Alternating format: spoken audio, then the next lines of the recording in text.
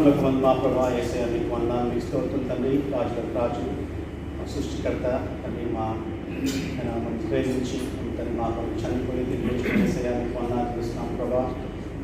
ఈ సాయంకాల సమయం ప్రభా మరొకసారి మీ మంత్రము తండ్రి సన్నిధిలో కలుసుకొని చూసిన గొప్ప భాగ్యం కొరకు మీకు వందనాలు ప్రభా. వారమంతా మీరు చూపిన కృప కొరకు మీకు వందనాలు తండ్రి. మా ప్రతి పనులలో ప్రభా, మా ప్రతి అడుగులో, ఆలోచనలో నేను తండ్రి, మా ప్రతి ప్రయాణంలో అన్నింటిలో ప్రభావ మీరు తోడైంది మమ్మల్ని తండ్రి సమక్షం మీకు వందనాలు చేస్తున్నాం తండ్రి. అయ్యా ఈ సాయంకాల సమయం ప్రభా ఆనంతరంలో ప్రభా మీరు మయం పొందండి అయినా అయ్యా తండ్రి మా అందరినీ తండ్రి సమయానికి తీసుకొచ్చిన మీకు వందనాలు ప్రభా. అయ్యా మీరు ఇక్కడ మీరు మాతో ఉన్నది మీకు వందనాలు చేస్తున్నాం ప్రభా. మీరు మీ వాక్యం చెప్పినట్లయినా ఎక్కడ ఇద్దరు ముగ్గురు నామకుడు ఉంటాను వచ్చిన ప్రభా అయినా మీరు మా కాపరి తండ్రి, తండ్రి మా రక్షకుడు మమ్మల్ని ప్రేమించే దేవుడు తండ్రి మీకు వందనాలు చేస్తున్నాం ప్రభా. అయ్యా తండ్రి మరి ఎవరైతే ఇంకా ఆందోళనలో ఉన్నారు ప్రభా అందరినీ ప్రభా తండ్రి మీరు తీసుకోమని ప్రభా మీరు వేడుకుంటున్నాం తండ్రి. అయ్యా మీకు స్తోత్రం ప్రభా. మంచి మరి వెదర్ కూడా దయచేసి మీకు వందనాలు ప్రభా. ఇంటర్నెట్ ప్రభా మనం కాపాడుతున్న విధానికి వందనాలు తండ్రి. ప్రతి ఒక్కరు ప్రభా ఇస్తున్న తండ్రి రెసిస్టెన్స్ ప్రభా తండ్రి, బలము, శక్తి అన్నిటి కొరకు మీకు వందనాలు చేస్తున్నాం తండ్రి. ఆయన టెన్షన్ అందరూ ప్రభా అన్ని ఆదరణ ప్రభావ మీరు దీవించమని ప్రార్థన చేస్తున్నాం తండ్రి. ప్రభా సంఘాలన్నీ ప్రభావ మీకు బ్లెస్ చేయమని ప్రార్థన చేస్తున్నాం తండ్రి. అయ్యా తండ్రి ప్రభా మా కొరకు వ్యాపన ప్రభా తండ్రి ఇండియాలో విడిచిపెట్టి మా కుటుంబాల కొరకు ప్రార్థన చేస్తున్నాం తండ్రి. అయ్యా వీళ్ళందరినీ ప్రభావ మీరు కాపు దయచేయండి తండ్రి. ఆత్మీయ ప్రభావ మీరు బలపరచండి. అయినా ప్రతి సహాయం ప్రభావ తండ్రి మీకు నమ్మకమని ప్రార్థన చేస్తున్నాం తండ్రి. అయ్యా మీ మాట పంపించి స్వస్థపరచమంతో తండ్రి. ఎవరైతే అనారోగ్య ప్రభావ మీరు కొట్టి స్వస్థపరచమని ప్రార్థన చేస్తున్నాం తండ్రి. అయినా మీకు స్తోత్రం ప్రభా. అయా మరి మీ ఆనందంతో తండ్రి మీరే మహిమ పొందమని ప్రభా. మీకే స్తుతి మహిమ చెల్లిస్తూ యేసు తెలిసి పెట్టబడి వచ్చినాం తండ్రి. అందరం కలిసి దేవుని స్తుతిద్దాం. దావీదు వలె నాట్యమాడి దేవుని స్తుతించగలం తండ్రి.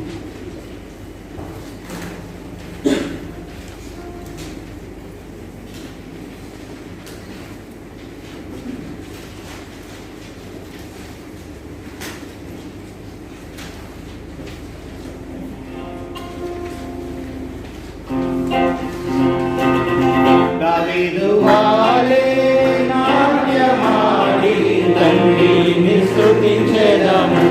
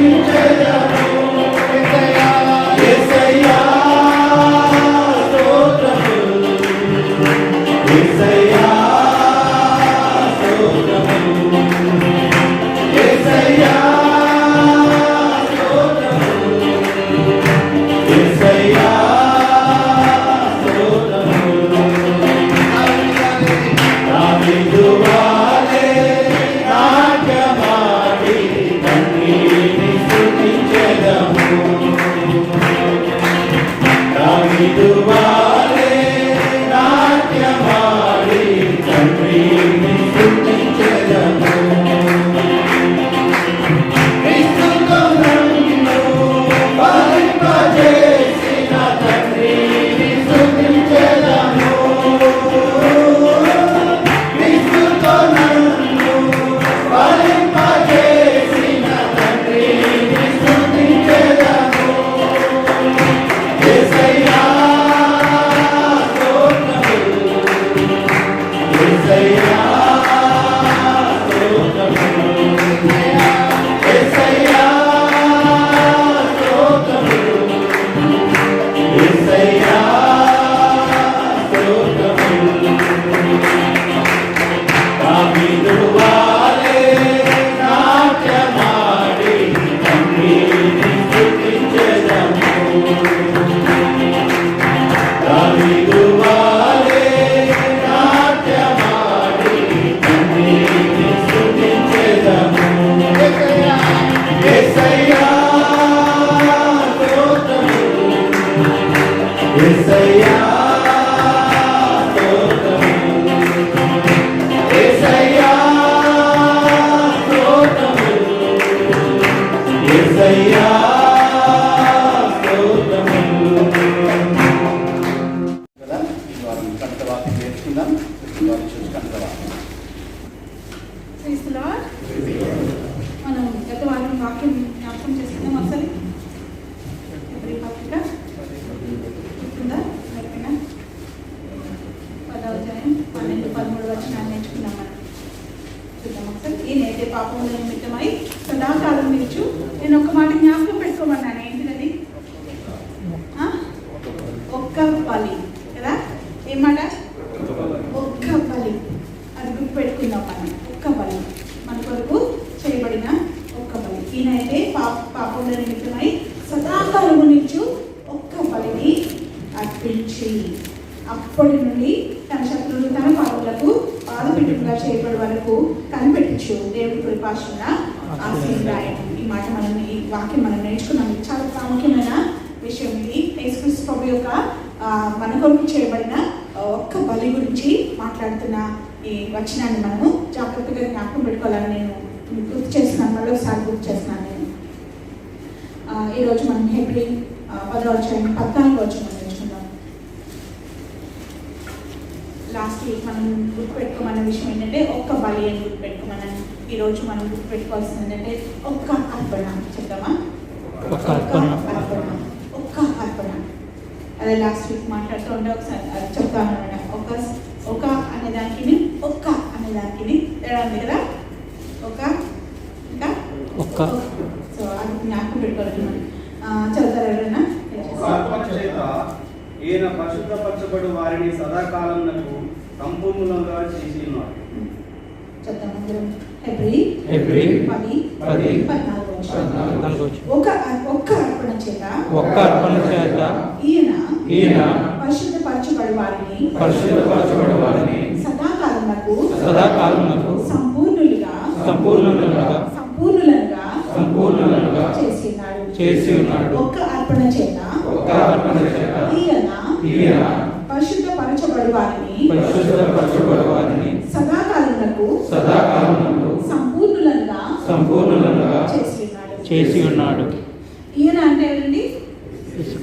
యేసుక్రీస్తు. మనం ముందు వచనంలో కూడా చూస్తాం. ఈయన అయితే అని అంటారు. ఈయన అని చెప్తా ఉంటారు. ఈయన ఎవరు అంటే యేసుక్రీస్తు ప్రభు కదా. మనకు తెలుసు యేసుక్రీస్తు ప్రభు ఒక్క అర్పణ చేత చేశారంట. తన బలిని అర్పించారు. తన ఆయన ప్రధాన యాజకుడిగా దేవుని దగ్గరికి వెళ్ళేటప్పుడు ఆయన ఒక అర్పణ తీసుకెళ్ళాలి. ఎవరి పక్షంగా? జనులందరి పక్షంగా తీసుకెళ్ళాలి. అయితే ఇంతకు ముందు లేవీలు ఏం చేసేవాళ్ళు? లేవీ గ్రంథంలో అక్కడ ఉన్న యాజకులు దేవుని చేత ఇశ్రాయేలులో ఉన్న యాజకులు, పాత నిబంధన గ్రంథంలో ఉన్న యాజకులు ఏం చేసేవాళ్ళు? వాళ్ళు అర్పణ తీసుకెళ్ళేవాళ్ళు దేవుని సన్నిధికి కదా. అది రోజు చేయాలి. రోజు చేయాలంటే మాటికి చేయాలంట. ఆ వచనం మనం చూస్తాం ఇక్కడ 10వ అధ్యాయంలోనే. చూద్దామా? 10వ అధ్యాయంలో 3వ వచనంలో కూడా ఉంది. అయితే ఆ బలులు అర్పించు. చేత ఆ. వరుడు అర్పణపరుచున్నది. ఆ. ఎలాగనగా ఇళ్ళ యొక్కయు మేకల యొక్కయు రక్తము పాపమును తీసివేయుట అసాధ్యము. కాబట్టి ఆయన ఈ లోకమందు ప్రవేశించినప్పుడు ఇలా చెప్పుచున్నాడు. ఇంకా ఇంకా కింద 11వ వచనంలో చూస్తే మరియు ప్రతి యాజకుడు దినదినము సేవ చేయుచు పాపములను ఎన్నటికీ తీసివేయలేని ఆ బలులనే మాటి మాటికి అర్పించుచూ ఉండును. అక్కడ ఉన్న యాజకుడు ఏం చేస్తున్నారంటే ప్రతి యాజకుడు చేయాల్సిన పని ఏంటంటే రోజు ప్రతి దినము ఇంకా టైర్డ్ అయిపోవడానికి వీల్లేదు. వాళ్ళ పని ఏంటంటే ప్రతిరోజు మాటికి బలుల్ని అర్పిస్తూనే ఉండాలి. ఎవరైతే పాపం చేశాను నేను నా బలి దేవుడికి తీసుకొస్తున్నానంటే అర్పించాలి. అసలు మాట వల్ల అర్పిస్తూనే ఉండాలన్నమాట. కానీ ఇక్కడ ఈయన అయితే అది ప్రత్యేకత అనమాట. ఈయన అయితే అంటే యేసుక్రీస్తు ప్రభు అయితే ఏం చేశారంటే పాపముల గురించి మనందరి పాపముల నిమిత్తమే. మళ్ళీ ఆయన పరిశుద్ధుడు కాబట్టి ఆయన తన కొరకు అర్పించుకోవాల్సిన అవసరం లేదు. అప్పుడున్న యాజకులు అయితే వాళ్ళ పాపముల కొరకు అర్పించుకోవాలి, ప్రజల పాపముల కొరకు కూడా దేవుని దగ్గరికి వెళ్ళాల్సి వచ్చేది. ఇప్పుడైతే పరిశుద్ధుడు యేసుక్రీస్తు ప్రభు దేవుని కుమారుడుగా మరి ఉండి కూడా శరీరంలో మానవుడిగా ఈ లోకానికి దిగి వచ్చి నీ కొరకు నా కొరకు ఒక్క బలిని అర్పించినాడు. ఒక్క అర్పణ చేత ఆయన సమాప్తం చేసేసారనమాట తన కార్యాన్ని. సిలువలో మనం ఒకసారి వింటాం కదా, 7వ మాటన వింటాము ఏమని, సమాప్తమైన వింటాం కదా. అదేంటో తెలుసా? It's done, for ever it is done. ఎప్పటికీ దేవుడు సదాకాలం నాకు ఆ కార్యం చేసేసాడంటే నీ పక్షంగా నా పక్షంగా. అందుకనే దేవుడు మనల్ని ఒక్కసారి నువ్వు విశ్వాసం ఉంచి దేవుని అడిగినా ఉంటే, దేవా నన్ను చేర్చుకో, నన్ను విడుదల చేసుకో, నన్ను క్షమించండి. యేసుక్రీస్తు ప్రభా మీరు చేసిన బలిని నేను విశ్వాసం ఉంచుతున్నాను, మీరు చెందించిన రక్తంలో నేను విశ్వాసం ఉంచుతున్నాను, నువ్వు నా కొరకు చేసిన ప్రాయశ్చిత్తం మీద నేను విశ్వాసం ఉంచుతున్నాను అని చెప్పి ఎప్పుడైతే నువ్వు దేవుని మీద విశ్వాసం ఉంచుతున్నావో ఆ రోజు నేను తన బిడ్డగా చేసుకుంటాను. ఆ నిబంధన ఎప్పటికీ నిలిచి ఉండే నిబంధన, దేంతో నీకు దొరికిన నిబంధన. ఇక్కడ ఏం చెప్తానంటే సదాకాలంకు ఆయన ఏం చేశారు? సంపూర్ణంగా చేస్తున్నారంటే ఎవరిని చేశారు? సదాకాలంగా సంపూర్ణంగా చేశారు. ఎవరిని అంటే ఒక్క అర్పణ చేత ఆయన పరిశుద్ధపరచబడు వారిని. పైన ఏమైందంటే మనకి మన పాపముల కొరకే ప్రాయశ్చిత్తం చేసి మనల్ని నీతివంతులుగా నిలబెట్టారన్నమాట. దాన్ని జస్టిఫికేషన్ అంటాం. ఇప్పుడు ఈ వచనంలో మనం ఏం చూస్తామంటే పరిశుద్ధపరచబడు వారిని అంటే మనం పరిశుద్ధం అయిపోలేదు, కానీ దేవుడు నీతిమంతులుగా తీర్చి దాని తర్వాత పరిశుద్ధతలో నుంచి పరిశుద్ధతకి రోజు మనల్ని పరిశుద్ధపరుస్తారు. దాన్ని శాంక్టిఫికేషన్ అంటారు అన్నమాట. సో ఈ ప్రాసెస్ అంతా మనము చూస్తాం వాక్యంలో. ఎప్పుడు ఈ 2 మాటల్ని మనం గమనించుకోవచ్చు, చాలా చోట్ల మనం గమనించవచ్చు. అయితే ఈ పరిశుద్ధపరచబడు వారిని అంటే మనము యేసుక్రీస్తు ప్రభువుని ఎవరితో విశ్వాసం ఉంచారో వారిని దేవుడు ఏం చేస్తారు? పరిశుద్ధపరుస్తారు. ఎప్పటి వరకు? చివరి వరకు, మనం చనిపోయే వరకు పరిశుద్ధపరుస్తూ ఉంటారు అనమాట. ఆ ప్రాసెస్లో మనము ఉండాలి. మనం యేసయ్యని అదే కోరుకోవాలి. నేను ఇంకా పరిశుద్ధపరచబడాలేవా, ఇంకా కావాలి దేవా, నువ్వు నాకు ఇంకా కావాలి యేసయ్యా, నీకు సన్నిధి నాకు ఇంకా కావాలి, నన్ను ఇంకా నీ పరిశుద్ధలో నన్ను నడిపించండి అని చెప్పి మనం కోరుకుంటూ ఉండాలి. అయితే మనం ఇక్కడ దేవుడి వాక్యం ఏం నేర్చుకుంటుంది, ఏమి గుర్తుపెట్టుకోవాలన్నా నేను ఒక్క గత వారం ఏంటిది? ఒక్క బలి. కొన్ని ఇంట్రెస్టింగ్ వర్డ్స్ ఉంటాయి కదా, చాలా ఇష్టంగా గుర్తుపెట్టుకుంటాం. కొన్ని మాటలు కదా చాలా జాగ్రత్తగా గుర్తుపెట్టుకుంటాం. కొన్ని ఏదైనా మనకు కావాలనుకున్నప్పుడు మూవీసో, అది పలానా మూవీయో ఏదో అది కాదు మనకి ఇప్పుడు కావాల్సింది కదా. ఏదో సినిమాతో జ్ఞాపకం పెట్టేసుకుంటాం. ఇంకేం జ్ఞాపకం పెట్టుకుంటాం? ఒకసారి నేను చెప్తాను, ఒక్క మాట అనగానే అది గట్టి ఓటేసుకుంటాం కదా మనకు కావాల్సినప్పుడు. కానీ ఇక్కడ మనకి ఏం కావాలంటే యేసుక్రీస్తు ప్రభు మన కొరకు చేసిన ఒక్క పని, ఒక్క అర్పణ.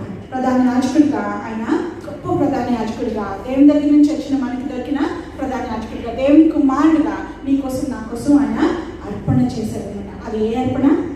తన సొంత శరీరాన్ని బలియాగం చేసేసి ఆ అర్పణని తీసుకెళ్ళి దేవునికి చెరుకోదేవా ఈ అర్పణతో అందరినీ ఆశీర్వదించుకున్నాం. మన జీవితాలు కూడా ఆయనకు అర్పించుకుందాం. ఒకసారి మళ్ళీ చెప్తామా? ఒక్క అర్పణ చేత ఈయన పరిశుద్ధపరచబడి వారిని సదాకాలమునకు సంపూర్ణులంగా చేసి ఉన్నాడు. ఒక్క అర్పణ చేత ఈయన పరిశుద్ధపరచబడి వారిని సదాకాలమునకు సంపూర్ణులంగా చేసి ఉన్నాడు.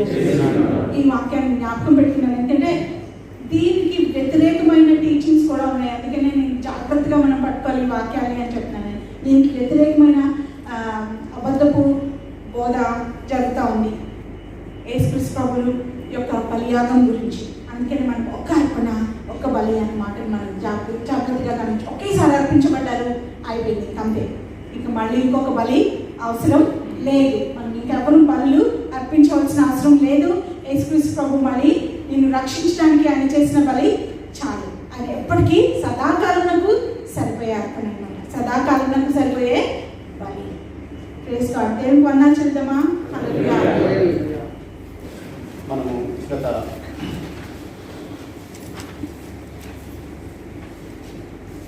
ప్రతి శుక్రవారము మనము అనుకున్నాం కదా, యోహాను సువార్త నుంచి నేనే అన్న మాట, యేసుప్రభువు వారు నేనే అన్న మాట మనము ధ్యానించుకుంటా ఉన్నాము. ప్రతిసారి మనం పుడుకోలేకపోతున్నాం. అందరం ఆల్మోస్ట్ ఒక 70 మంది 80 మంది మనందరం ఉన్నాము సంఘస్థులము, కానీ పుడుకోలేకపోతున్నాం కదా. సో అది పార్ట్గా వస్తూ ఉంటుంది, కొంచెం అర్థం కాకపోతుండొచ్చు. అందుకనే మనకు రికార్డింగ్ కూడా ఉన్నది. మిస్ అయిన ఫ్రైడేస్ కూడా మీరు చూసుకొని ఏదైతే మెసేజ్ ఉన్నదో దాన్ని మనం ఫాలో అవుతూ ఉంటే మనకు ఆ కంటిన్యూటీ లేకపోతే ఏమవుతుంది అని చెప్పేసి మనకు తెలుస్తూ ఉంటుంది. సో మనం చూసుకున్నాం అక్కడ మొదటి శుక్రవారము మనము 2వ తారీఖు అప్పుడు ప్రభు బల్ల ఉండే కదా. అప్పుడు మనము ఆ మాట దేవుడు యేసు ప్రభు వారు ఈ 6వ మాట అన్న స్థలం కూడా లేకపోతే ఆ టైము ప్రభు వల్ల లేకపోతే వాళ్ళందరూ ఆ మేడగదిలో ఉండి ఆ పస్కా పండుగ పస్కా భోజనం చేస్తున్న సమయంలో అన్న ఈ 6వ మాట అన్నమాట. సో అన్నప్పుడు నేను అనుకున్నా కొంచెం ముందుకు చూస్తాము, దేవుడు ఏమని చెప్తున్నాడు చెప్పేసి ముందుకు చూస్తే మనం చూస్తున్నాం అక్కడ ఒక వాక్యం చూస్తున్నాం కదా, యోహాను సువార్త మరి 13వ అధ్యాయంలో మనము ఆ మాట చూస్తున్నాం. 13వ అధ్యాయం 31వ వచనంలో వాడు వెళ్ళిన తర్వాత యేసు ఇట్లానే, అది మనం ధ్యానించుకున్నాం ఆ దినము 2వ తారీఖు శుక్రవారము. వాడు వెళ్ళిన తర్వాత యేసు ఇట్లానే. మరి ఆ మాట మరి కొంతమంది మిస్ అయిపోయిండొచ్చు. ఆ మాట యేసు ప్రభు ఆ మాట ఎప్పుడనంటే ఈ ఇస్కరియోతు యూద వెళ్ళిన తర్వాత ఆ మాట అన్నట్టు అనమాట. వాడు వెళ్ళిన తర్వాత యేసు ప్రభు ఆయనని పుష్ చేయలేదు, యేసు ప్రభు ఆయనని వెళ్ళిపో అని చెప్పలేదు, కానీ ఆయననే వెళ్ళిపోయినట్టు మనం చూస్తాం. వెళ్ళిపోయిన తర్వాత యేసు ప్రభు వారు ఆ మహిమ గురించి, దేవుని యొక్క మహిమ ఏదైతే మహిమపరచబడో అవన్నీ అక్కడ మనకు రాజుడు దాని తర్వాత. సో ఇటువంటి గుంపులో మనం ఉండకుండా వాడు వెళ్ళిపోయిన తర్వాత, వాడు వెళ్ళిన తర్వాత యేసుట్లా నేను ఆ గుంపులో మనం ఉండకుండా చూడాలి. లేకపోతే అటువంటి మైండ్ మనకు ఉండకుండా చూసుకోవాలి. లేకపోతే అటువంటి ఆ గుంపులో లేకపోతే అటువంటి మరి వర్గంలో మనం ఉండకుండా మనల్ని మనము కాపాడుకోవాలి. ఎందుకంటే ఇక్కడ కొన్నిసార్లు మనం మామూలుగా మనం జనరల్గా ఇక్కడ మాట్లాడుకున్నప్పుడు గ్రూప్లో కానీ లేకపోతే ఈ ఆఫీస్లో మాట్లాడుకున్నప్పుడు ఒక గ్రూప్లో మాట్లాడుకున్నప్పుడు ఎవరో వ్యక్తి వాడు ఓకే ఎవరన్నా శృతి కొడుతుందనుకో, వాడు వస్తూ ఉంటే మనం అంటే మరి టాపిక్ చేంజ్ చేద్దామని అని చెప్పేసి వేరేది మాట్లాడుకుంటే వాళ్ళు వస్తూ ఉంటాయి కదా, వాళ్ళని మిస్ చేస్తూ ఉంటాం, లేకపోతే వాళ్ళని పట్టించుకోము. వాడు వచ్చినా అట్లయినా పర్లేదు, మనుషులు మనల్ని లెక్క చేసుకున్నా లేకపోతే మనం వచ్చేటప్పుడు వాళ్ళు వేరే టాపిక్ మాట్లాడుకున్నా పర్లేదు. కానీ యేసుక్రీస్తు అట్లా చేస్తే డేంజర్. యేసుక్రీస్తు అక్కడ వాడు వెళ్ళిపోయిన తర్వాత అన్ని సంగతులు చెప్తాం, అది డేంజర్. అటువంటి కేటగిరీలో మనము ఉండకుండా ఉండాలి.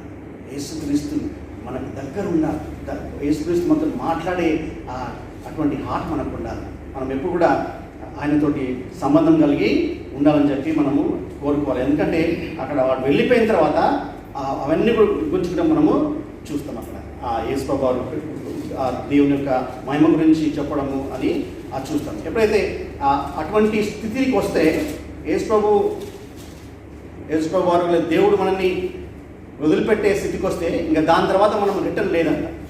ఇక ఒక్కసారి దేవుడు మనల్ని ఆ స్టాప్ చేసిననుకో ఎవరు కూడా దగ్గర తీయలేరు, మనం ఇక రామన్నమాట. ఆ నో ఎండ్ అనమాట, అది డెడ్ ఎండ్ పోయినట్టు అనమాట. సో అటువంటి సిచ్యువేషన్ రాకుండా చూడాలి. మనం మామూలుగా చూస్తే మనం మనుషులంగా మనం కూడా ఎవరన్నా దేవుడు ప్రేమగల దేవుడు ఆయన ఎవరిని కూడా వదులుకోడు. ఆయన ఉట్టిగా ఆయన ఎవరిని ఆయన త్రోసివేయడు. ఆయన డిక్షనరీలో లేదు ఆయన ఎవరిని వెలివేయడం. మామూలుగా మనము మనుషులంగా పాపులమైన మనం ఎంత కేర్ తీసుకుంటాం కదా. మన పిల్లలకి మనం దెబ్బ తాకినా లేకపోతే ఏదైనా బాగలేకపోతే ఇమీడియట్గా మనము హాస్పిటల్కి వెళ్ళిపోతాం కదా. ఇమీడియట్గా వాళ్ళని రక్షించుకోవాలని చూస్తాం. వాళ్ళ మనతో ఉండాలా కంటిన్యూస్గా. కొంచెం ఎంత మన తండ్రులు ఎంత పెద్దగా అయినా కానీ ఏజ్ 90-95 అయినా కానీ వాళ్ళు బతికుండాలని చెప్పేసి మనం చూస్తూ ఉంటాం కదా. మనము పాపులమైన మనము వాళ్ళని పోనీయమ్మని కదా. దేవుడు ఆయన ఎంత ప్రేమగా దేవుడు అంటే చెప్తా ఉంటాడు. ఇర్మియా 31వ అధ్యాయం 3వ వచనం ఉంటాడు. ఇర్మియా ప్రవక్త అంటా ఉన్నాడు 31వ అధ్యాయం 3వ వచనంలో, చాలా కాలం క్రిందట యెహోవా నాకు ప్రత్యక్షమై ఇట్లా నేను శాశ్వతమైన ప్రేమతో నిన్ను ప్రేమించున్నాను కనుక నీ ఎడల కృప చూపుచున్నాను. ఆయన మనల్ని వదిలేడు. ఆయన మనల్ని వదిలిపెట్టాడు. ఆయన శాశ్వత కృప చేత లేకపోతే శాశ్వతమైన లేకపోతే ఆయన నిన్ను శాశ్వతమైన ప్రేమతో నిన్ను ఆయన ప్రేమిస్తున్నాడు. ఆయన నిన్ను వదులుకోడు. ఆయన వదులుకోడు. రీసెంట్గా మనం చూసినాం చాలాసార్లు ఈ కథలు కూడా ఏదైనా యాక్సిడెంట్ అయితే ఇమీడియట్గా అంబులెన్స్ వచ్చి వాళ్ళని రక్షించడానికి చూస్తూ ఉంటారు. వాళ్ళ సంగతి వాళ్ళు ఎవరో తెలియదు, లేకపోతే వాళ్ళు రిలేటివ్ కాకపోయినా ఎవరు కాకపోయినా అంటే అటువంటి ప్రేమ ఇక్కడ కనబడుతూ ఉంటుంది. మనుషులనే అంత ప్రేమ ఉంటే దేవుడు ఎంత గొప్ప దేవుడు. ఆయన వదులుకోడు ఎవరు కూడా అట్లా. వాడు వెళ్ళిన తర్వాత యేసు ఇట్లా నేను ఆ స్థితికి తెచ్చుకోకుండా మనము జాగ్రత్త పడాలి. అటువంటి స్థితి చాలా డేంజర్. మనం చూస్తాం రీసెంట్గా ఫుట్బాల్ 12 జూన్ లాస్ట్ మంత్ జరుగుతా ఉన్న యూరో కప్లో ఆ ఫీల్డ్లోనే ఒక వ్యక్తి ఎరిక్సన్ అని చెప్పేసి ఆ వ్యక్తి ఆడుతుంటేనే పడిపోయింది. వాడు పడిపోగానే వాళ్ళంతా స్టాప్ చేయలేదు, పర్లేదు తర్వాత చూస్తున్నాం లేకపోతే అని చెప్పేసి. వాళ్ళ ఎంత ప్రేమ అంటే ఆ మ్యాచ్ అంతా స్టాప్ చేసి ఉరికిపోయి వాడు ఆ క్యాప్టెన్ పోయి వానికి సిపిఆర్ ఇచ్చి వాడిని బతికించుకున్నాడు. కానీ ప్రేమ గల దేవుడు, శాశ్వతమైన ప్రేమిస్తున్న దేవుడు నిన్ను వదులుకోడు. కానీ ఎప్పుడైతే మనం నీ పాపం లేకపోతే ఎప్పుడైతే నువ్వు ఆ పాపం ప్రేమిస్తూ ఉంటావో ఆ పాపం ఏం చేస్తాడు, నిన్ను లాగి నువ్వు దేవునికి దూరం చేస్తూ ఉంటావు. దేవుడు దూరం చేయడు, మనుషులు దూరం చేయడు. కానీ నీ పాపమే నువ్వు ఆ పాపం ఎక్కువ తలంచుకొని లేకపోతే పాపం ప్రేమించి నువ్వు ఆ పాపం చేత ఈడవబడతా ఉంటావు. యాకోబు రాస్తా ఉన్నాడు. యాకోబు పత్రికలో 1వ అధ్యాయంలో చూద్దాం మనము. యాకోబు 1వ పత్రిక 14వ వచనంలో ఉంటుంది. అక్కడ ప్రతి వాడును తన స్వకీయమైన దురాశ చేత ఈడవబడి మరులు కొల్పబడిన వాడై శోధింపబడి. దేవుడు శోధించాడు, మనుషుల ద్వారా కాదు. నువ్వు ఎవరిని బ్లేమ్ చేయదు. నీ పాపాన్ని నువ్వే రెస్పాన్సిబుల్. నేనే రెస్పాన్సిబుల్ నా పాపాన్ని. దేవుడు నన్ను అట్లా దేవుడు ఆయన పోయిన తర్వాత మాట్లాడిందంటే వాడే రెస్పాన్సిబుల్. ఎవరు రెస్పాన్సిబుల్ కాదు. ఈ సాయంత్రం సమయం మన నీ జీవితానికి నువ్వు రెస్పాన్సిబుల్. సో మనం చెక్ చేసుకోవాలి, నేను ఏ స్థితిలో ఉన్నాను, దేవుడు నన్ను దగ్గర ఉండి మాట్లాడుతున్నాడా లేకపోతే నేను పోయినాక ఆయన చూపిస్తా ఉన్నాడా. చూద్దాం యోహాను సువార్తలో మనం ముందుకెళ్దాం. 13వ అధ్యాయము 33వ వచనం చూస్తున్నాం. అక్కడ 32 అయిపోయింది, 33వ వచనం. పిల్లలారా, ఇంకా కొంతకాలం మీతో కూడా ఉండును. మీరు నన్ను వెతుకుదురు. నేను ఎక్కడికి వెళ్ళుదునో అక్కడికి మీరు రాలేదని నేను యూదులతో చెప్పిన ప్రకారము ఇప్పుడు మీతోనూ చెప్పుచున్నాను. ఇక్కడ ఆ శిష్యులకు చెప్తా ఉన్నాడు, నేను ఒక దగ్గరికి వెళ్తున్నాను, మీరు అక్కడికి రాలేరయ్యా. నేను మీతో కూడా ఉందును. మీరు నన్ను వెతుకుదురు. నేను ఎక్కడికి వెళ్తున్నో అక్కడికి మీరు రాలేరు. నేను యూదులతో చెప్పిన ప్రకారం ఇప్పుడు మీతో చెప్తున్నాను. అంతకుముందుకు కొన్ని దినాల క్రితం లేకపోతే కొన్ని అవర్స్ క్రితము యూదులు చెప్పిండు అక్కడ. అదే యోహాను సువార్త 8వ అధ్యాయంలో చూద్దాం మనం. 8వ అధ్యాయము 21వ వచనంలో యేసు చెప్తా ఉన్నాడు, యూదులకు చెప్తా ఉన్నాడు. ఏం చెప్తున్నాడు అక్కడ? 8వ అధ్యాయం 21వ వచనంలో, మరి ఒకప్పుడు నేను వెళ్ళిపోతున్నాను. మీరు నన్ను వెతుకుదురు గాని ఈ పాపంలోనే ఉండి చనిపోవద్దు. నేను వెళ్ళి చోటికి మీరు రాలేదని వారితో చెప్పాను. అక్కడ చెప్పిండాడు, వాళ్ళు కూడా చెప్తున్నాడు, నేను పోతున్నాను, నేను పోయే చోటికి మీరు రాలేదని చెప్తున్నాడు. అక్కడ ఉన్న యూదులకి, ఇక్కడ శిష్యులకు చెప్తున్నాడు, నేను వెళ్తున్నాను కానీ మీ ఆ చోటికి రాలేదు, ఇప్పుడే రాలేదు, వస్తారు కానీ ఇప్పుడు రాలేదని చెప్తా ఉన్నాను అనమాట. సో ఈ ఈ ఈ సంభాషణని ఇంకా ముందుకు తర్వాత పేతురుతో అంటూ ఉంటాడు, తర్వాత ఈ తోమాతో కూడా అనడం మనం చూస్తూ ఉంటాం. ఓకే, అది మనం చూసుకుందాం. తర్వాత నెక్స్ట్ వర్స్ చూద్దాం, 34వ వచనం చూసుకుందాం. మీరు ఒకరినొకరు ప్రేమింపవలనని మీకు క్రొత్త ఆజ్ఞ ఇచ్చుచున్నాను. నేను మిమ్మల్ని ప్రేమించినట్లే మీరు ఒకరినొకరు ప్రేమింపవలెను. అక్కడ యేసుక్రీస్తు వారు ఒక కొత్త ఆజ్ఞ ఇస్తా ఉన్నాడు కదా, కొత్త ఆజ్ఞ ఇస్తున్నాడు. ఏంటి ఆజ్ఞ అంటే మీరు ఒకరినొకరు ప్రేమింపవాలని. ఈ ఆజ్ఞ ముందటి నుంచే ఉంది కదా, పాత నిబంధన గ్రంథంలో మనం చూస్తాము ఈ ఆజ్ఞ ఉందని చెప్పేసి. ఇక్కడ లేవియకాండం చూస్తే లేవియకాండము 19వ అధ్యాయం 18వ వచనం చూద్దాము. లెవిటికస్ 19:18 ఉంటుంది. కీడుకు ప్రతికీడు చేయకూడదు, నీ ప్రజల మీద కోపం ఉంచుకొనక నిన్ను వల్లే నీ పొరుగు వాణిని ప్రేమింపవలెను. నిన్ను వల్లే నీ పొరుగువాన్ని ప్రేమింపను. మరొకసారి యేసుక్రీస్తు రిమైండ్ చేస్తాను, ఎందుకంటే క్రొత్త ఆజ్ఞ ఇస్తా ఉంటున్నాను ఇక్కడ కదా. దీంట్లో కృతదనం ఏందని గమనిస్తూ ఉంటే నేను అక్కడ చూసినప్పుడు అక్కడ కృతదనం ఏం కనబడంటే అక్కడ యేసు అంటాడు, నేను మిమ్మల్ని ప్రేమించినట్టు నట్టే మీరును ఒకరినొకరు ప్రేమించి. అక్కడ ప్రాక్టికల్గా అక్కడ యేసుక్రీస్తు చూపెట్టింది. అక్కడ ఏ విధంగా అయితే ఆయన యేసుక్రీస్తు వాళ్ళ కోసం చనిపోయి ఆయన ప్రాణాలు పెట్టి చూపెడతా ఉన్నాడు, ఈ విధంగా ప్రేమించండి అని చెప్పేసి ప్రాక్టికల్గా చూపెడతాను. అక్కడేమో అక్కడ నిన్ను వల్ల నీ పొరుగు వాడిని ప్రేమించమని చెప్పాడు. కానీ కొత్తది ఏంటంటే యేసుక్రీస్తు ఆయన తన సొంత శరీరాన్ని పనంగా పెట్టి ఆయన చనిపోయి తిరిగి లేచి అలాగన మీరు ఒకరినొకరు ప్రేమించమని చెప్పేసి కొత్త ఆజ్ఞ ఇస్తా ఉన్నాడు. అది క్రొత్తది అన్నమాట. ఆ ప్రేమ మనం చూస్తూ ఉంటే ఆ దేవుని మనకున్న ప్రేమ ఏ విధంగా ఉంటుందంటే 3 కోణాలుగా ఉంటుంది. ఫస్ట్ ఏమో మనము యేసుక్రీస్తుని ప్రేమించాలి నేరుగా అన్నమాట, ఫస్ట్ ఇది. ఇంకోటేమో నువ్వు ఇంకా నీ సహోదరుని ప్రేమించాలి. మూడోది నీ సహోదరుని ఏ విధంగా యేసుక్రీస్తు ప్రేమించిందో ఆయన సొంత ప్రాణం పెట్టి ఆ విధంగా నువ్వు నీ సహోదరుని ప్రేమించని చెప్పేసి కొత్త ఆజ్ఞ ఇస్తా ఉంటాడు కదా. దేవుడు ఆ లెవెల్ని ఇంకా పైకి తీసుకెళ్తా ఉన్నాడు, ఆ స్థాయిని ఇంకా ఏలాగా ప్రేమించానో ఇంకా ఎక్కువ మనకు చూపెడతా ఉన్నాడు. మనం ఆ విధంగా ప్రేమిస్తూ ఉన్నాము. మనకు అది కొత్త ఆజ్ఞది, మీరు ఒకరినొకరు ప్రేమించాలని మీకు కొత్త ఆజ్ఞ ఇచ్చినాను, నేను మిమ్మల్ని ప్రేమించినట్టు మీరును ఒకరినొకరు ప్రేమింపవాలి. దాని తర్వాత మీరు ఒకరి ఎడల ఒకడు ప్రేమ గలవారైన ఎడల దీనిని బట్టి మీరు నా శిష్యులని అందరూ తెలుసుకుంటారని. అందరు తెలుసుకుంటారంట. కొంతమంది క్రైస్తవులు అంటే సూట్లు వేసుకుంటే అరే వీ క్రిస్టియన్స్ అనుకుంటారు, లేకపోతే క్రైస్తవులు అంటే క్రాస్ వేసుకుంటే అరే వీ క్రిస్టియన్స్ అనుకుంటారు కొంతమంది, లేకపోతే బాగా పార్టీలు ఉంటే అరే వీడైతే వీడు క్రైస్తవుడే అంటారు కదా, లేకపోతే మంచిగా ఇంగ్లీష్ మాట్లాడతారే వీడు క్రిస్టియన్ అనుకుంటారు. అది కాదు, ఎప్పుడైతే మనం ప్రేమించుకుంటామో ఒకరినొకరిని అప్పుడు మనల్ని క్రైస్తవులు ఏమన్నాడు అక్కడ మళ్ళీ చదువుదామా ఆ వర్స్. మీరు ఒకరి ఎడల ఒకడు ప్రేమ గలవారైన ఎడల దీనిని బట్టి మీరు నా శిష్యులని అందరూ తెలుసుకుందురని.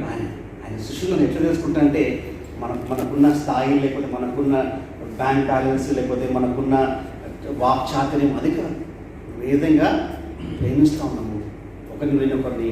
అప్పుడు అదే ఈయన జీసస్ బిడ్డ, లేకపోతే ఈయన యేసుక్రీస్తు కొడుకయ్య, లేకపోతే యేసుక్రీస్తు బిడ్డ అని చెప్పేసి వాళ్ళు గమనిస్తూ ఉంటారంట. మనం అనుకుంటాం బైబిల్ పట్టుకుంటే, లేకపోతే మంచి నీట్గా ఉంటే, లేకపోతే మంచి పాటలు పాడితే, లేకపోతే మంచి వాక్యం చెప్తే క్రైస్తవుడు కాదు.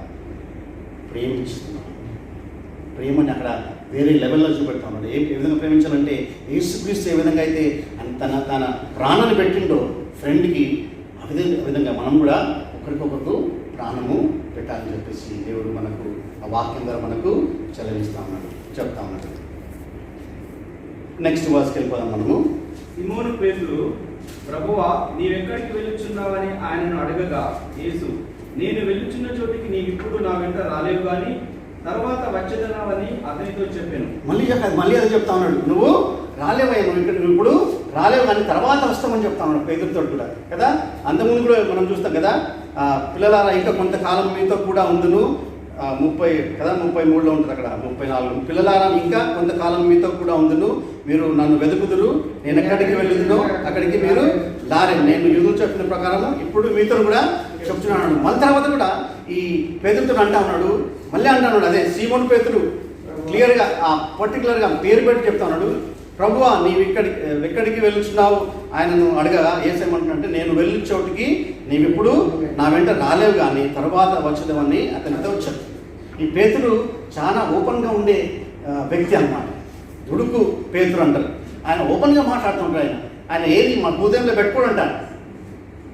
ఆయన ఏదైతే ఉన్నదో లోపల బయటికి మాట్లాడేస్తూ ఉంటాడు. కొంతమంది చాలా లోపల పెట్టుకుంటారు కదా, సీక్రెట్గా ఉంటారు, సీక్రెట్ లైఫ్ ఉంటుంది. కానీ పేతురుకి చూస్తే ఆయన ఇమీడియట్గా అడుగుతా ఉన్నాడు. నెక్స్ట్ వర్స్లో ఉంటుంది, అక్కడ ఉంటుంది 37 అంటాడు, ప్రభువా నేనెందుకు ఇప్పుడు నీ వెంట రాలేను, నీ కొరకు నా ప్రాణం పెట్టుదురని ఆయనతో చెప్పగా ఇమీడియట్గా రెస్పాండ్ అయ్యాను. ప్రభువా నేను నీ కొరకు నా ప్రాణమైన ఇస్తున్నాయా, నేను ఎందుకు రాలేనని చెప్పేసి చెప్తున్నాడు కదా, నీ కొరకు నా ప్రాణం పెట్టుదని చెప్పేసి ఆయన చెప్తా ఉన్నాడు అక్కడ. అంటే ఇమీడియట్గా ఆయన ఓపెన్గా మాట్లాడుకుంటున్నాడు ఆ దేవునితో. ఆయన ఏం దాస్తలేడు అక్కడ ఫ్రీగా దేవునితో మాట్లాడుతుంటే మనము చూస్తూ ఉంటాం కదా. అక్కడ ఫ్రీగా మాట్లాడి ఆయన ఒపీనియన్ని అక్కడ వాళ్ళ ఆయన పర్సనల్ లైఫ్ని యేసుక్రీస్తు ముందు పెట్టుకొని ఆయన ఫ్రీగా మాట్లాడుతున్నారు దేవునితో అక్కడ. సో అటువంటి ఫ్రీగా మాట్లాడినప్పుడు మనం చూస్తాము ఆ యేసుక్రీస్తు ఏమంటాడో అక్కడ చూద్దాం మనం. అక్కడ యేసు నా కొరకు నీ ప్రాణం పెట్టుదువా, ఆయనను ఎరుకనని నీవు ముమ్మారు చెప్పక ముందు కోడి కూయదని నీతో నిశ్చయంగా చెప్పుచున్నానని. నిజంగానే ఆ పేతురు ఓపెన్గా అనేసిండు. కానీ దేవునికి మన సంగతి అంతా కూడా తెలిసాడు.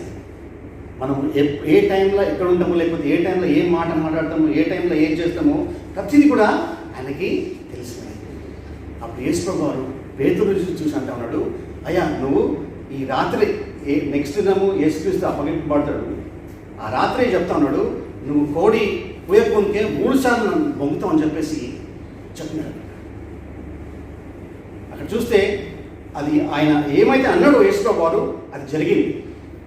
ఆ కొన్ని గంటల తర్వాతనే మరి పేతురు అది గ్రహించిందో లేదు కానీ ఆటోమేటిక్గా అది ఆ 3 సార్లు బొంకడం అయిపోయింది. అయిపోయిన తర్వాత ఎప్పుడైతే ఆ కోడి పూయంగానే ఆయన రియలైజ్ అయింది పేతురు. అంటే ఆయన జ్ఞాపకం వచ్చింది, అరే యేసుక్రీస్తు అన్నాడు కదా మాట అని చెప్పేసి. అప్పటి వరకు ఆయనకి అది జ్ఞాపకం లేదనుకుంటా. కానీ ఎప్పుడైతే ఆయన జ్ఞాపకం వచ్చిందో ఆయన రియలైజ్ అయిపోయి ఆయన పశ్చాత్తాపడి చూస్తాం ఆయన ఒప్పుకొని అయ్యా నేను పాపం చేసిన అని చెప్పేసి బిగ్గరగా ఏడుస్తూ ఉంటాడు.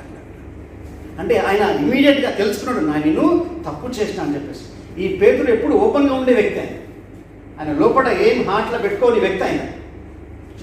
అక్కడ చూస్తే మనము ఎంత పశ్చాత్తాపడని చెప్పేసి ఎక్కడ రాసిందంటే లూకాసు వార్తలో మనం చూస్తాము. లూకాసు వార్త 22వ అధ్యాయము 61వ వచనము 62వ వచనం చదువుకుందాం.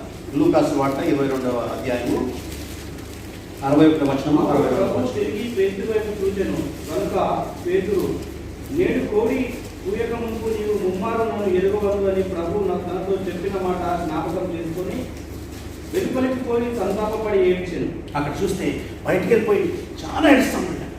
ఆయన తెలుసుకున్నాడు, ఆయన మిస్టేక్ ఆయన తెలుసుకున్నాడు. ఆయన ఓపెన్గా ఉండే వ్యక్తి ఆయన పేతుడు. హార్ట్లో ఏం పెట్టుకోకూడదు వ్యక్తి ఆయన. ఓపెన్గా ఆయన ఫ్రీగా మాట్లాడే వ్యక్తి ఆయన.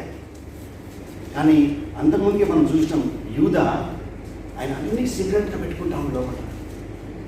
యేసుక్రీస్తు తెలవకుండా అనుకున్నాడు, యేసుక్రీస్తు తెలియదని చెప్పేసి అక్కడ పోయి ఆ అధికారులతో మాట్లాడి యేసుక్రీస్తుని అప్పగిస్తా అని చెప్పేసి 34 తీసుకున్నాడు. అక్కడ తీసుకున్నాడు.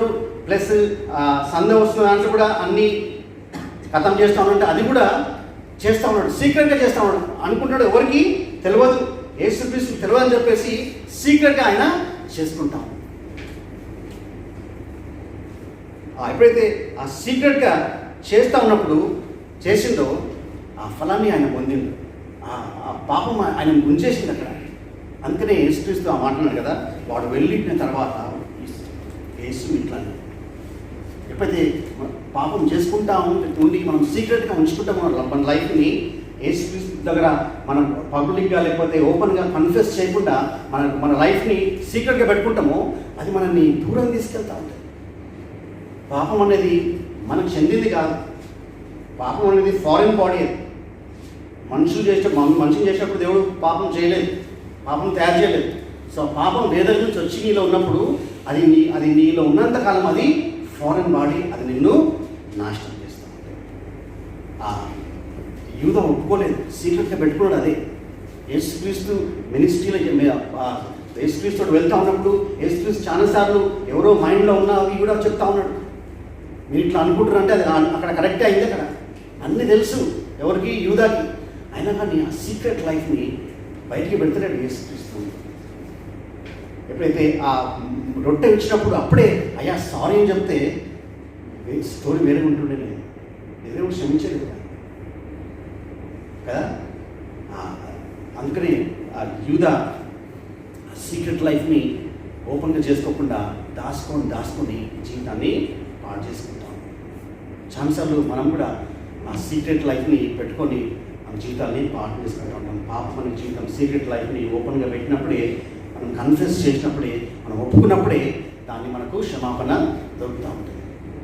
మొట్టమొదటి సెంచరీ ఫస్ట్ సెంచరీలో ఎప్పుడైతే చర్చ్ స్టార్ట్ అయినప్పుడు అక్కడ అందరూ అమ్మేసి, భూములు అమ్మేసి, వాళ్ళ సంపదలు అమ్మేసి వచ్చి సృష్టిలో పాదాలు పెట్టి అందరికి పంచుతూ ఉంటే ఒక కపుల్కి, ఒక భార్య భర్తలకు ఐడియా వచ్చింది, మనం కూడా చేద్దామని చెప్పేసి వాళ్ళు ఏం చేసిందంటే సీక్రెట్గా వాళ్ళు ఏం చేస్తున్నాడు, ఒక ఇంత అమ్మేస్తా అని చెప్పేసి వాళ్ళు అమ్మేసిన తర్వాత దాన్ని కొంచెం దాచిపెట్టుకొని సీక్రెట్గా వాళ్ళు తీసుకొచ్చి ఈ పేతురు పాదాల దగ్గర పెట్టినప్పుడు అక్కడ మనం చూస్తాం, అక్కడ వాళ్ళు ఇద్దరు భార్య భర్తలు ఒప్పుకున్నారు. అక్కడ సీక్రెట్గా వాళ్ళు ఒప్పుకోలేదు. వాళ్ళు అదే ఆ మొత్తం ఆ అమౌంట్ తీసుకొచ్చి పేరు దగ్గరకు వచ్చి అయ్యా మేము ఇస్తామని చెప్పేసి అక్కడ ఏం తప్పలేదు. అక్కడ మేము ఇస్తాము, మాకు ఇంకా వేరే పని పెట్టుకోవడం అంటే ఏం చేయాలి. కానీ ఆ సీక్రెట్గా వాళ్ళు ఏం చేసినంటే వచ్చి చెప్పినప్పుడు అక్కడ చూస్తే ఇమ్మీడియట్గా అక్కడ దేవుని యొక్క మరి ఉగ్రత వచ్చి ఇద్దరు చనిపోయినారు. ఆ పాపం, సీక్రెట్ పాపం లేకపోతే దాచుకున్న పాపము ఇమ్మీడియట్గా దేవుడు అక్కడ పనిష్మెంట్ దయచేస్తాడు. సీక్రెట్ లైఫ్ చాలా డేంజర్ కదా, చాలా డేంజర్. మన పాపం మనము ఒప్పుకోవాలి, చేసిన పాపం మనం ఒప్పుకోవాలి. ఏదైనా పాపం నీకు ఉన్నట్లయితే నువ్వు ఆయన దగ్గర ఒప్పుకోవాలి. యెహోషువ ఈ కమాండర్ అయిన ఇశ్రాయేల్ ప్రజల్ని మోషే తీసుకొచ్చిన తర్వాత యెహోషువ పోతా ఉన్నాడు, వెళ్తూ ఉన్నాడు, యుద్ధాలు చేస్తూ ఉన్నాడు, విక్టరీస్ వస్తూ ఉన్నాయి. ఒక దగ్గర ఒక ఆర్డర్ వస్తుంది, యుద్ధానికి పోకముందుకు ఒక ప్రకటన వస్తుంది. ఆ ప్రకటన ఎక్కడుందంటే యెహోషువ 6వ అధ్యాయము 18వ అధ్యాయం వచనంలో, యెహోషువ 6వ అధ్యాయం 18వ వచనంలో అక్కడ యెహోషువ చెప్తాడు, ఒక అనౌన్స్మెంట్ చెప్తాడు, ఆర్డర్ వస్తుంది, అక్కడ ఆజ్ఞ. శపింపబడిన దానిలో కొంచెమైనా మీరు తీసుకున్న ఎడల మీరు శాపగ్రస్తులై ఇశ్రాయేలీయుల పాలెమునకు శాపం తెప్పించి దానికి బాధ కలగజేయుదురు గనుక శపింపబడిన దానిని మీరు ముట్టుకోదని చెప్పి అందరూ చెప్పిండు. అక్కడ అందరికీ, ఆ సైన్యంలో ఉన్న అందరికీ ఆ ప్రకటన వెళ్ళిపోయింది. అని ఒక వ్యక్తి సీక్రెట్గా ఏం చేసినంటే ఎప్పుడైతే వాళ్ళందరూ ఆ విక్టరీ అయి ఆ విజయం పోయి వచ్చేటప్పుడు సీక్రెట్గా ఏదో ఒకటి దాచాడు. ఎవరు చెప్పలేదు. ఆ ఫ్రెండ్కి చెప్పినా బాగుంటుండే, వాడు పోయి యేసుకొని చెప్తుండే, లేకపోతే నాకు ఇష్టం ఉంది యేసు అని చెప్తే తీసుకోమనుకుంటే ఆయన, లేకపోతే తర్వాత ఇస్తా అంటుండే, లేకపోతే నీకు ఇస్తా దానికంటే ఎక్కువ వాల్యూ ఇస్తా అని చెప్పి అంటుండే. కానీ ఎప్పుడైతే ఆ సీక్రెట్గా అది దాచిపెట్టి వచ్చినప్పుడు ఆయనకే కాకుండా మొత్తం ఆ పాలనకి, లేకపోతే ఆ కొత్త ఇశ్రాయేల్ అందరికీ కూడా ఆపద వచ్చింది. సీక్రెట్ మేబీ నీ సీక్రెట్ లైఫ్ ద్వారా నీ కుటుంబమే ఎఫెక్ట్ అవుతుంది. నా సీక్రెట్ లైఫ్ ద్వారా నా కుటుంబము ఎఫెక్ట్ అవుతుంది, లేకపోతే నా చర్చ్ ఎఫెక్ట్ అవుతుంది, లేకపోతే నా హోల్ జనరేషన్ ఎఫెక్ట్ అవుతుంది. జాగ్రత్త ఉన్నాం సీక్రెట్ లైఫ్. అక్కడ ఇమీడియట్గా ఆకాన్ అని చెప్పేసి ఆ వ్యక్తి ఎప్పుడైతే తీసుకున్నాడో ఆయనకే కాకుండా వాళ్ళ సంతానం అంతా కూడా అక్కడ నాట్యమైనట్టు మనం చూస్తూ ఉంటాం. సీక్రెట్ లైఫ్ ఆయన చెప్పుకోలేదండి, దాచిపెట్టుకున్నాడు, ఎవరికి తెలియదు, నేను తర్వాత నేను ఎంజాయ్ చేస్తాను అనుకున్నాడు. కానీ అక్కడ దేవుడు చెప్పినట్టు వచ్చేసాడు. ఈ రహస్య జీవితం చాలా డేంజర్. రహస్య జీవితం ఎక్కడ ఉన్నానో అక్కడనే ఉండాలి. దేవుని దగ్గర నువ్వు ఓపెన్గా ఆయన దగ్గర మీ హృదయం అంతా కూడా ఆయన దగ్గర కుమరించుకోవచ్చు, నీ హృదయం అంతా కూడా ఆయన అంతా కూడా నువ్వు చెప్పుకోవచ్చు. ఈ ప్రవక్త చాలా పెద్ద ప్రవక్త అయింది. ఈ ప్రవక్త లాగా ఏ ప్రవక్త కూడా లేడు బైబిల్ అంతట్లో. ఈ ప్రవక్త చనిపోదంటే ఆయన ఒక్కడే. ఆయన ఎవరే ఆ ప్రవక్త? ఏలియా ప్రవక్త. ఏలియా ప్రవక్త ఆయన చనిపోలేదు, పెద్ద గొప్ప కార్యాలు చేసింది. ఆయనకు ఇంకొక యాక్సిడెంట్ ఉన్నాడు. ఆయన పేరు ఏం పేరంటే ఎలీషా. ఆయన దేవుడు ఎంత బలంగా వాడుకున్నాడంటే ఆ ఏలియా కంటే బలంగా 2 అంతలుగా ఆత్మ ఇచ్చి బలంగా వాడుకున్నాడు. మూడో వ్యక్తి ఆయనకు ఇంకొక అసిస్టెంట్ ఉన్నాడు, ఎలీషా గెహాజ్. మామూలుగా అయితే దేవుడు ఇంకా బలంగా వాడుకోలేము, ఇంకా ఎక్కువ 3 అంతలు లేకపోతే 4 అంతల ఆత్మతోటి బలంగా వాడుకోవాలి. కానీ ఆయన కూడా సీక్రెట్ లైఫ్ ఉంది. అక్కడ ఏదో ఒకటి కోరుకొని అక్కడ ఒక దగ్గర పోయి అక్కడ అనుకున్నాడు, ఈ గురుగారికి తెలియదు, లేకపోతే ఈ ప్రవక్త తెలియదు అనుకుని పోయి అక్కడ మళ్ళీ వస్తూ ఉన్నప్పుడు ఆ ప్రవక్త అంటాడు 2వ రాజుల గ్రంథము 5వ అధ్యాయం 25వ వచనం. 2వ రాజుల గ్రంథము 5వ అధ్యాయం 25వ వచనం.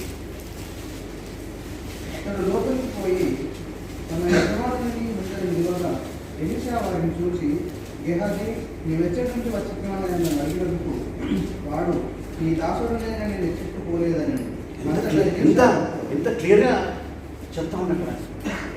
ఎలీషా చెప్తా ఉండ అక్కడ, నువ్వు ఎక్కడ నుంచి వచ్చినావో చెప్పాయి అంటే నేను ఎక్కడ పోలేదు. ఎంత అబద్ధం చెప్తా ఉంటాను క్లియర్గా అక్కడ మనం చూస్తూ ఉంటాం. ఏమని చెప్తున్నాడు? నా దాసుడైన నేను ఎచ్చటికి పోలేదు. ఎంత దాచి పెట్టుకుంటా ఉన్నట్టు. అంత ముందుకే అక్కడ ఆ నామాన్ దగ్గరికి వెళ్ళి అన్నీ తీసుకున్నాడు. అక్కడ సీక్రెట్గా అనుకున్నాడు, మా గురుగారికి తెలియదు అనుకున్నాడు అక్కడ. కానీ అక్కడ తెలిసింది ఇమీడియట్గా ఆయనకి అందరికీ కూడా ఫస్ట్ బ్యాంక్ వచ్చేసింది. ఇమీడియట్గా జడ్జిమెంట్ ఇమీడియట్గా వచ్చేసింది. సీక్రెట్ లైఫ్ చాలా డేంజర్. మన పాపం ఎప్పుడైతే మనం ఒప్పుకుంటామో దేవుడు మనకి విడుదల దయచేస్తూ ఉంటాడు. అక్కడ అన్నప్పుడు ఆ ఎలీషా అన్నప్పుడు, అయ్యా సారీ అయ్యా నేను అక్కడ పోయినాను, నాకు ఇదంటే ఆ స్టోరీ డిఫరెంట్గా ఉంటుండే. లేకపోతే ఆయన పెద్ద ప్రవక్తలుగా అయితుండే. నా జీవితంలో కూడా నీ జీవితంలో అదే ఉండొచ్చు. ఆ చిన్న పాపం ఒప్పుకుంటే మనం ఇంకెక్కడ దేవుడు ఇంకా బలంగా వాడుకుంటాడు. దేవుడిని ఇంకా ఆశీర్వదిస్తూ ఉంటాడు. దేవుడిని పట్ల ఇంకా గొప్ప మేలు చేస్తూ ఉంటాడు. ఆ చిన్న పాపం ఏదో నువ్వు దాచుకుంటున్నావా? సామెతల గ్రంథంలో ఉండేది అక్కడ. సామెతలు 28:13 ఉంటాడు. జ్ఞాని అయిన సొలొమోను రాస్తా ఉంటాడు, అతిక్రమణను దాచిపెట్టువాడు వర్ధిల్లడు, వాటిని ఒప్పుకొని విడిచిపెట్టువాడు కనికరం పొందును. ఆమె ఒప్పుకున్నప్పుడు ఆయన మనల్ని మనం వర్ధిల్లుతా ఉంటాం. ఆ వర్ధిల్లడం అంటే ఈ ధనము అది కాదు. దేవుడు మనకు మంచి కృప ఆయన ఇస్తూ ఉంటాడు. దేవుడు మనతో మాట్లాడుతూ ఉంటాడు. దేవుడు మనల్ని దగ్గర తీసుకుంటూ ఉంటాడు. దేవుడు మనకి ఆయన మహిమను మనకు చూపెడుతూ ఉంటాడు. ఆయన ఎవరో మనకి ఇంకా ఎక్కువ అర్థమవుతూ ఉంటుంది. మనం ఇంకా ఆయనకి దగ్గరే జీవితం ఉంటుంది. ఎప్పుడైతే నీకు ఆ రహస్య జీవితంలో నువ్వు అక్కడనే ఉంచుకుంటావో, నీ పాపాలని లేకపోతే నువ్వు చేసే పిచ్చి పనులని అక్కడనే పెట్టుకొని ఎవరికి ఇవ్వదు అనుకుంటావో ఇంకా దూరం అయిపోతావు. సాయంకాల సమయం ఎప్పుడైతే ఆ పేతురు గురించి నువ్వు ధ్యానిస్తూ ఉంటే దేవుడు నాతో మాట్లాడు. నాకు సీక్రెట్ ఎవరికి కూడా ఉండదు. ఎవరి మధ్యలో కొన్నిసార్లు భార్య మధ్యలో కూడా సీక్రెట్లు ఉంటాయి. మొన్న 6 సంవత్సరాల క్రితము మేము ఇండియా పోయేటప్పుడు బాంబే త్రూ పోయినాం అనమాట. అప్పట్లో ఆ 6 years బ్యాక్ ఏది తీసుకుపోయినా కస్టమ్స్ ఇమీడియట్గా చేస్తూ ఉండే. మేము ఒక టీవీ తీసుకుపోయినాం, చిన్న టీవీ తీసుకువెళ్తా ఉంటే మమ్మల్ని తీసుకొచ్చాం. తర్వాత ఒక ఆమె వచ్చేసింది, వాళ్ళ భర్త ఏడుస్తూ ఉన్నాడు, ఎందుకే నువ్వు నాకు చెప్పలేదు ఇంత బంగారం వేసుకున్నావు అని చెప్పేసి తింటా ఉన్నాడు. అక్కడ ఆమె సీక్రెట్ బంగారం వేసుకుని వచ్చింది. వీడు పట్టుకున్నాడు పోలీసు, విడుస్తలే. భార్య భర్తలు మంచి సీక్రెట్. మేము అక్కడ భయపడ్డాం, మరి ఇట్లా ఉంటుందా మరి మన దగ్గర ఉన్నో లేదు భార్య భర్తలు కదా. సీక్రెట్ ఒక వాళ్ళ అకౌంట్ పేరు ఉంటుంది, వీళ్ళ అకౌంట్ పేరు ఉంటుంది. వాళ్ళ తన పేరెంట్స్ పంపించుకుంటా ఉంటారు. ఇట్లా ఉండకుండా సీక్రెట్గా ఉండకుండా ఓపెన్గా ఉందాం. భార్య భర్తలకు మధ్యలో కూడా ఓపెన్గా ఉందాం. పిల్లలు పేరెంట్స్ మధ్యలో కూడా ఓపెన్గా ఉందాం. సో దేవుడు మనకు ఈ దినం చూపెడతాను. సీక్రెట్ లైఫ్ చాలా డేంజర్. నేను చదువుకుంటున్నప్పుడు అది యేసుక్రీస్తు అన్నాడు కదా పేతురుతోటి, యేసుక్రీస్తుని ఎరగనని నువ్వు ముమ్మారు చెప్పకముందు కోడి కూయదు అన్నాడు కదా. అది చూస్తూ ఉంటే నాకు అనిపించింది, అక్కడ పేతురు అబద్ధం ఆడకపోతే ఇది మన కోడి కుక్కరకు అనకపోతున్నాయి. అక్కడ ఏముంది, అక్కడ వర్షం ఏముంది, నన్ను ఎరుగనని నీవు ముమ్మారు చెప్పక ముందు కోడి కూయదు అంటే ఆ చెప్తనే కోడి కూస్తానమాట. అక్కడ పేతురు చెప్పకపోతే ఇప్పుడు ఈ పుంజు కూడా ఒక్కొక్క తిన్నాడు నాకు అనిపించింది. ఎందుకంటే ఇంటి పక్కకి మా ఇంటి పక్కకు కోళ్ళు వేస్తాం హైదరాబాద్ దగ్గర, ఇక్కడ రోజంతా అది ఒక్కొక్క ఉంటాం. అప్పుడు జ్ఞాపకం వచ్చింది, అరే అక్కడ పేతురు అబద్ధం ఆడకపోతే ఇంకా ఆ కోడికి పోయిపోతుంది. అంటే దేవుని యొక్క వాక్యం అంత బలం, దేవుని యొక్క మాట చెప్తే అది జరుగుతుంది, దేవుని మాట జరుగుతుంది, అంత శక్తి దేవుని వాక్యం ఉన్నదని చెప్పేసి మనం గమనించాం. ఆ యేసుక్రీస్తు ఒక మాట అన్నాడు, అది జరిగిపోయింది. నెక్స్ట్ మూమెంట్లో నేను కొన్ని అవసరం జరిగిపోయింది. నీ జీవితంలో నా జీవితంలో దేవుడు ఎన్ని మాటలు మనకు దయచేస్తాం, ఎన్ని ప్రామిసెస్ మనకు దయచేస్తాడు, అవన్నీ జరుగుతాయి, అవన్నీ కూడా జరుగుతాయి, ఏవి కూడా ఆగిపో. నీ పట్ల ఉన్న ప్రతి ప్లాన్స్ కూడా ఆయన జరిపిస్తాం. దేవుడు మన సీక్రెట్ లైఫ్ని ఆయన ముందు ఓపెన్ చేసుకుందాం, అడుగుదాం, ప్రభా నా సీక్రెట్ లైఫ్ని టచ్ చేయండి, నేను అన్నీ ఒప్పుకుంటాను ప్రభా నీ ముందు అని చెప్పేసి అందరూ నిలబడి దేవుడు గారు ఒప్పుకుందాం.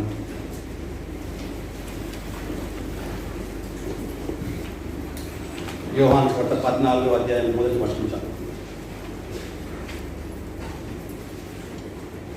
అది యేసుక్రీస్తు వారు 6వ మాట అనకముందుకు అన్న ఈ అధ్యాయం. యోహాను సువార్త 14వ అధ్యాయం మొదటి వచనంలో ఏముంటుంది అక్కడ, నీ హృదయంలోని కలవరపడనీయకుండి.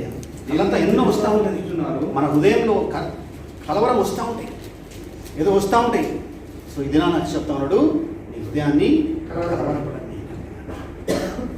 అందరం ఒకసారి కళ్ళు మూసుకొని మన హృదయంలో ఏదైనా కళ్ళతో ఉన్నా కానీ, కలవరం ఉన్నా కానీ, పాపం ఉన్నా కానీ ఆయన దగ్గర ఒప్పుకుందాం.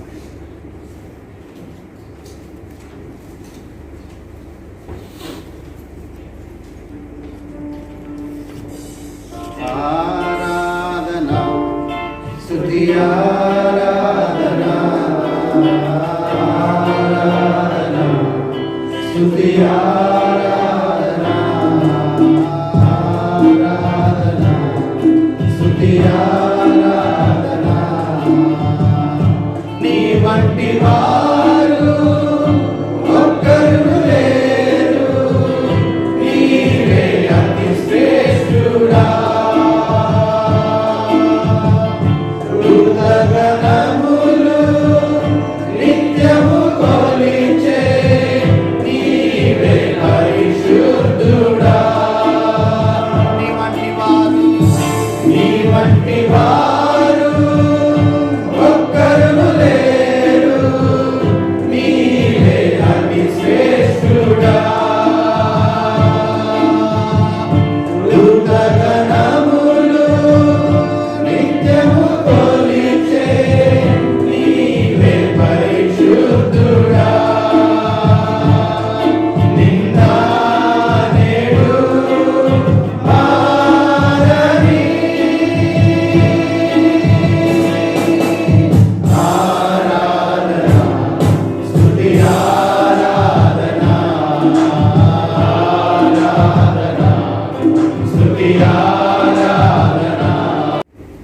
ప్రార్థించు. మహోన్నతుడు మహాగరుడమైన మా ప్రియ పరలోకపు తండ్రి, లోకరక్షక నీ ఘనమైన నామానికి స్తుతులు స్తోత్రాలు నాయన. మా బలమా, మా కోట, మా ఆశ్రయదుర్గమైన ప్రభువానికి వందనాలు తెలుస్తున్నాం తండ్రి. ప్రభా నాయన, గతించిన దినాల నుండి తండ్రి ప్రభా నాయన మమ్మల్ని మీరు ఎంతగానో కాచి కాపాడి తండ్రి ప్రభా, మరి మమ్మల్ని సురక్షితంగా ఉంచినందుకు నా తండ్రి నీకు వందనాలు తెలుస్తున్నాం తండ్రి ప్రభా నాయన. వారం వెంబడి వారం తండ్రి ప్రభా నిన్ను స్తుతిస్తూ నీ వాక్యం నేర్చుకుంటూ తండ్రి ప్రభా నాయన ఇదిగో తండ్రి మేము బలపడటానికి మీరు మాకు ఇచ్చినటువంటి గొప్ప సమయాన్ని బట్టి నా తండ్రి నాయన నీకే వందనాలు చెల్లిస్తా ఉన్నాను తండ్రి ప్రభా.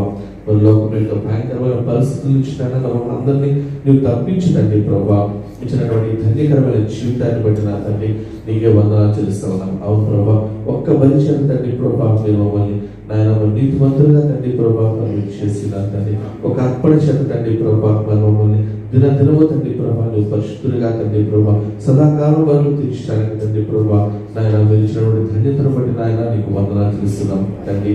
ఇదిగో తండ్రి విన్నటువంటి వాక్యాన్ని బట్టి నాయన నీకు వందనాలు తెలుస్తున్నాం. మా హృదయాల్లో నాయన మన వాక్యాన్ని నాటుకోవడానికి నా తండ్రి నీ సహాయం చేయమని ప్రభా నువ్వు వేడుకుంటున్నాం తండ్రి ప్రభా. దావీదు వలె తండ్రి మా హృదయంలో తండ్రి ప్రభా నీ వాక్యాన్ని మేము ఎల్లప్పుడూ తండ్రి మనం భద్రపరుచుకోవడానికి తండ్రి సహాయం చేయమని ప్రభా నువ్వు వేడుకుంటున్నాం నాయన. సీక్రెట్ లైఫ్ లేకుండా తండ్రి ప్రభా జెన్యూన్ గా తండ్రి ప్రభా మనకి సరిగ్గా రాగలగడానికి సహాయం చేయండి. ఆత్మతో సత్యంతో నేను ఆరాధించే వారిగా తండ్రి ప్రభా మనం ప్రతి ఒక్కరిని తండ్రి ప్రభా నువ్వు బలపరచమని వేడుకుంటున్నాం తండ్రి. దేవ కడ వరకు తండ్రి ప్రభా నిన్ను మహింపరిచేవారుగా నీకు సాక్షులుగా తండ్రి ప్రభా మనం నిలవబెట్టమని ప్రభా ఈ సన్నిధిలో వేడుకుంటున్నాం తండ్రి ప్రభా సహాయం చేయండి. మమ్మల్ని జ్ఞాపకం చేసుకుని తండ్రి ప్రభా నాలుగమైన వారిని కూడా తండ్రి ప్రభా మనం జ్ఞాపకం చేసుకుంటున్నాం. ఎవరు ఎక్కడ ఉన్నప్పటికీ తండ్రి ప్రభా నాయన నీ రాకడ కొరకు నాయన మనం ప్రతి ఒక్కరిని నువ్వు సాధన చేయమని ప్రభా వేడుకుంటూ వేసే అతి శ్రేష్ఠ నామమున అడిగి ప్రార్థించి వేడుకుంటున్నాం తండ్రి. మన ప్రభు రక్షకుడైన యేసుక్రీస్తు కృప, తండ్రి దేవుని ప్రేమ, పరిశుద్ధాత్మకమైన సహవాసం ఇప్పుడు ఎల్లప్పుడూ సదాకాలం తోడును గాక. ఆమేన్. ఆశీర్వాదములు